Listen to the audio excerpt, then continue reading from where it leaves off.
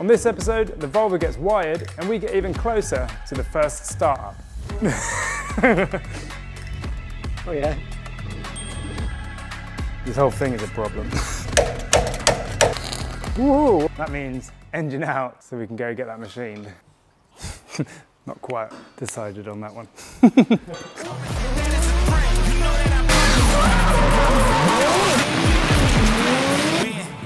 And I'ma do it again. Watch me.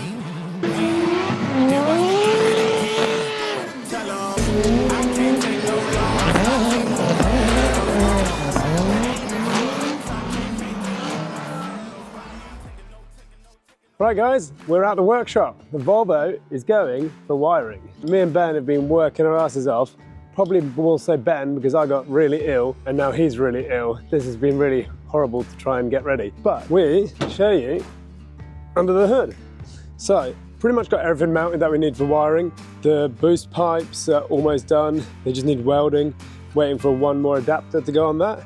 And we need to make one more bar to go here when we get the oil cooler. And then the engine bay is pretty much done. Things are moving along now. Obviously got the lights that you saw us fit in the last video. Since that video, we've also mounted the Quaife 69G gearbox. So that's all ready. That means Phil can wire in all the potentiometers, put everything back inside, the dash, so that's ready. Also made the button box, and I put that on the kind of top roll cage bar.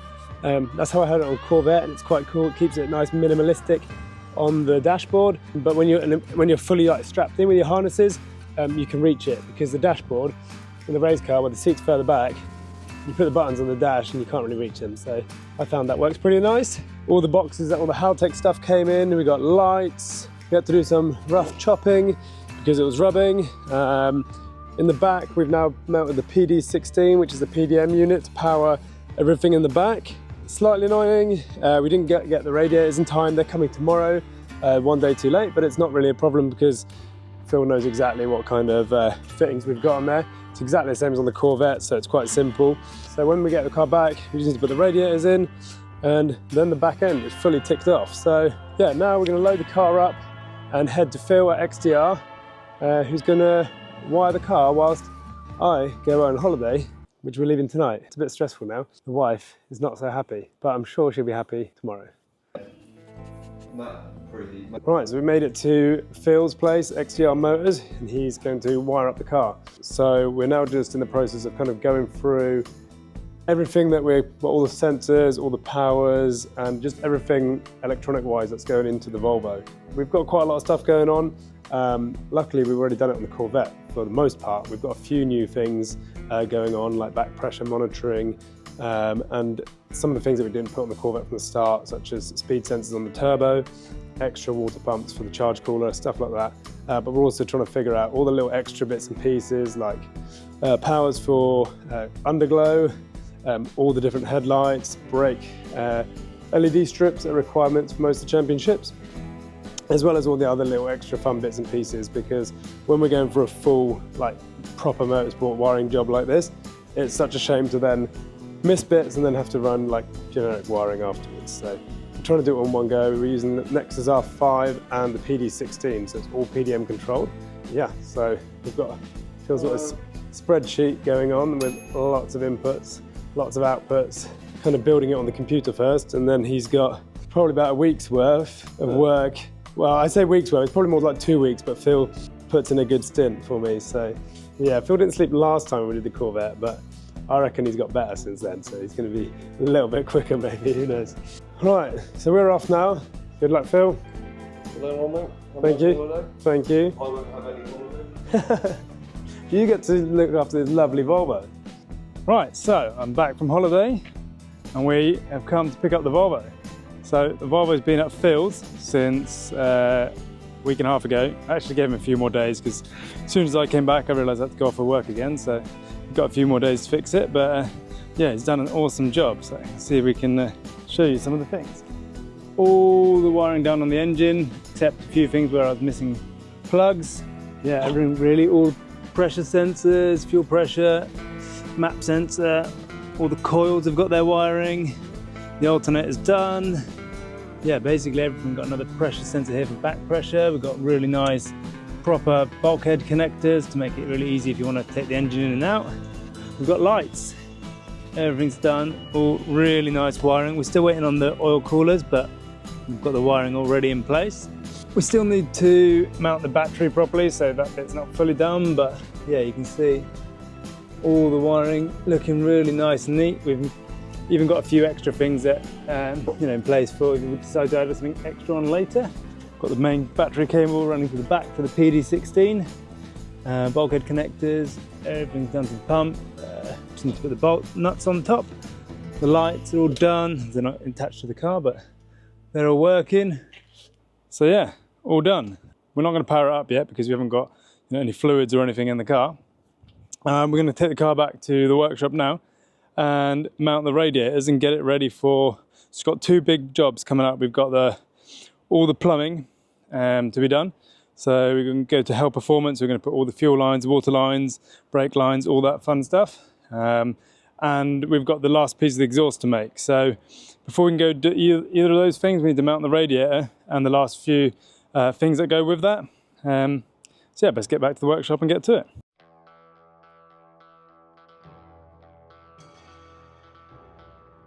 We're back in the workshop. Volvo is here and we have some stuff to get on with. So we got the old floppy back end and a big void here to put the radiator. So Ben is he's in the process of taking the back end off, which isn't many screws at the moment, and then that'll give us a bit of space and we can start getting this thing in place. Right, so we've got the back off started. Well, we've made the lower bar here that we're going to mount the radiator from. Looks a bit like a jungle gym now, all of these bars, but yeah, it's got to be nicely mounted. Something I don't think I've showed anyone yet, but this is our new charge cooler radiator and coolant radiator, all in one unit from PWR. And what's really cool is that they've engraved the old Volvo 720B logo on there. Sounds like we're going to have this version available for the public to buy because it's worked really well on the Corvette. So we're putting the same thing in the Volvo. So now we've got to do some welding to make some tabs and hopefully get this done pretty quick.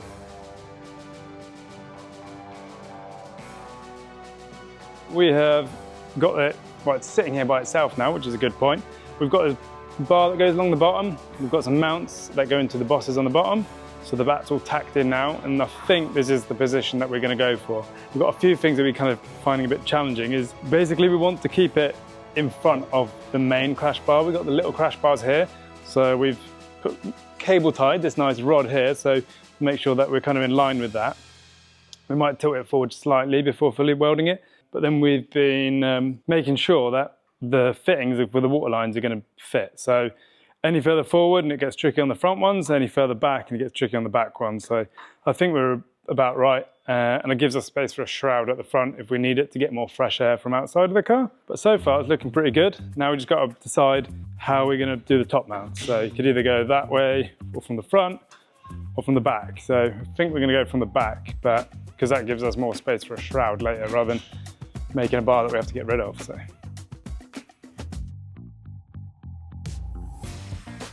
we're going to have 90s on the end of these. They've got little adapters to go in there. That one's cleared fine, that one's fine, that one's fine. The only troublesome one is this one. So what I think we're going to do is actually just weld on a piece that goes in here because that's the only way to get it tight enough without moving it further back and then being in the crash zone. So I was thinking having a bar that goes like that and then down, then you angle it a bit. Probably overly complicated rather than just doing one like that, and then you can just make it like that and then just angle it like that, couldn't you? Yeah, yeah. Be better further back. Because then you run the mounts like that. Forward, yeah.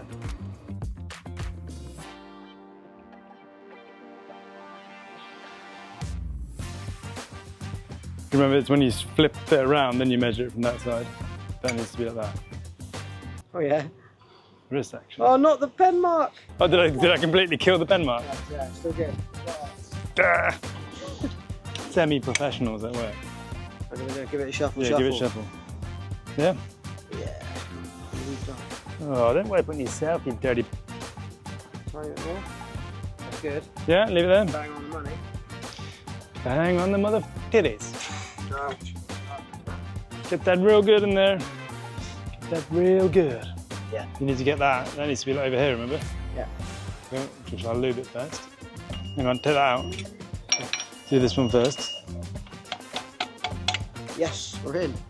Well, you've done it on the wrong bit, so it doesn't really help. So what we'll have to do is you get the manual on and do it that way. Oh, Benjamin. 50% of the time, it works every time. Is it flat? We'll see when we put it on the table. Oh, pretty flat. Yeah, so you want to make them a little bit shorter, but that's the idea. Cut off a little bit. Let's get it lined up. We do need to arch them out a bit, because I think they're gaps.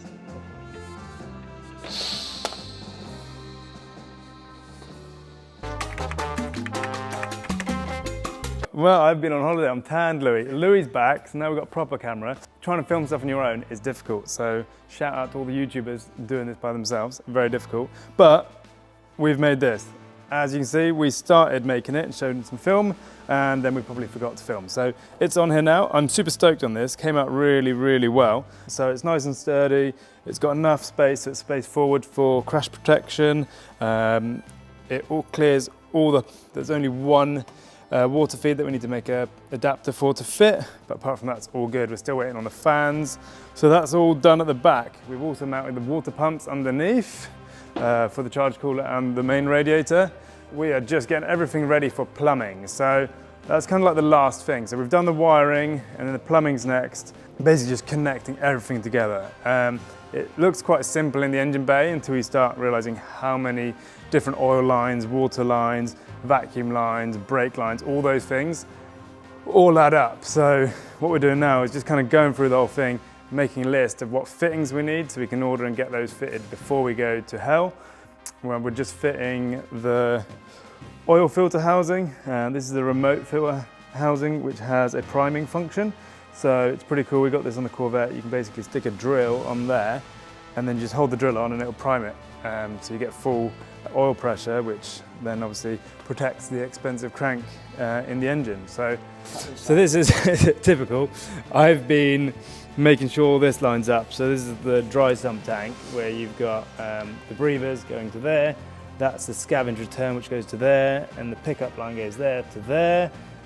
And it all lines up, and the Ben comes along and goes, oh yeah, but we forgot to put in this there, and that was in the way. So now we've got to, now that's hitting. Is that too hard? That's kind of what I was thinking. Yeah, because you've only got to tweak that slightly. It's only got to be there, isn't it? Yeah. Yeah, if it can sit that high up, it should be fine. Cool. Get your dangles. Let's see if this goes on. Oh, it fits fine. Yeah? Yeah, look at that. It's tight. I mean, yeah, no, it's just fine. Yeah. This whole thing is a problem. Yeah, so behind this plate there should be somewhere for us to put a turbo drain on. Not really sure why we didn't come with the engine, but I guess you can always drain it to the dry sump or something. Moment of truth, and we see how difficult this is going to be. Hopefully it doesn't need tapping, taking the engine apart. Well, the New Zealand sealant is tight. You're going to get right.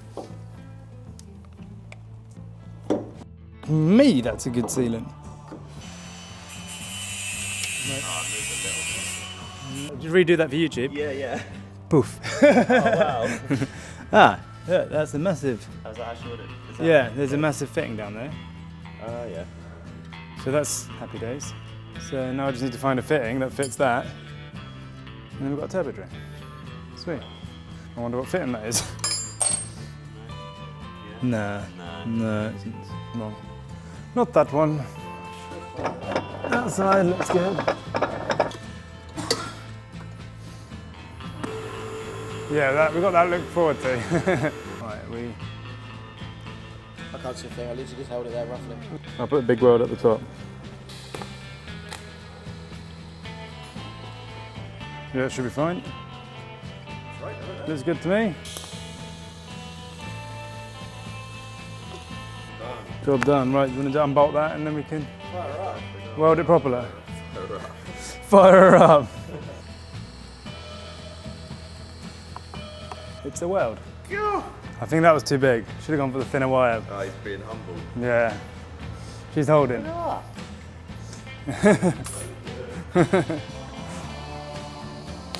Whoa, what happened there? I don't know what happened there. Don't look, Lewi, don't look. The thing absolutely spat at me. Spat at me as well. Oh gosh. It was going so well. If you watched the engine fitting video, which is probably a month or so back now, you'll remember that one of the AN fittings that was on the engine for the dry sump, scavenge, was just above the subframe. The last thing we need to do, which we'd completely forgot about, is get another AN fitting on there before we can go to plumbing, because otherwise you've got to take it all back out afterwards. That means engine out to take the sump off so we can go get that machined. Bit annoying, but it's good practice, I guess. Yeah, it's raining. Yeah, it's in an annoying place, that.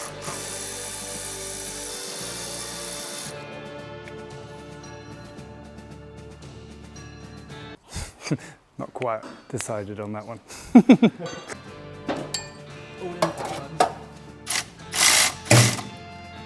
Battery's gone flat. We might lose some torque out of the 6 extensions, half of which are wobbly ones. Okay, I'll do. Yeah, thank you. Okay, right. Alright, so at least the gearbox is pretty easy to get out on this, so it's a bonus. Yeah, when we made the tunnel so big, that's just going to save so much time in the future. Yeah, so far we're seeing how, this is the first time taking the engine out after having everything on, so seeing if it is actually easy to work on or not. So we'll do injury. And this is what's nice about the wiring, like when you want to take the engine out, you don't have to take all the plugs off, you literally just look at that.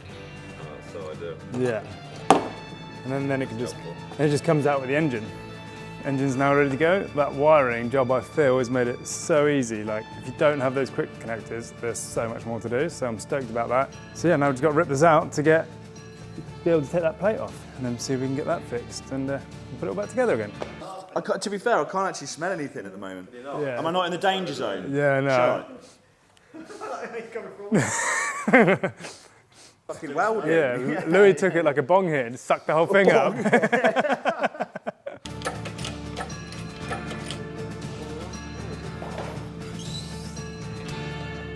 Right, so this is the sump for the engine, and the problem we had was that the AM fitting was there, so we need it to be about here. So now I'm going to take it to the engineering shop and get them just to channel out these little sections, so that's the lowest point, because this is designed so the oil goes to the holes rather than if we just put it there, it's going to sit there. So then we just need to weld that up and fit a new one. So yeah, this episode is a bit disjointed and we're a bit all over the place, but hopefully if you like following the progress, we are really close to starting the car now once we get the plumbing done.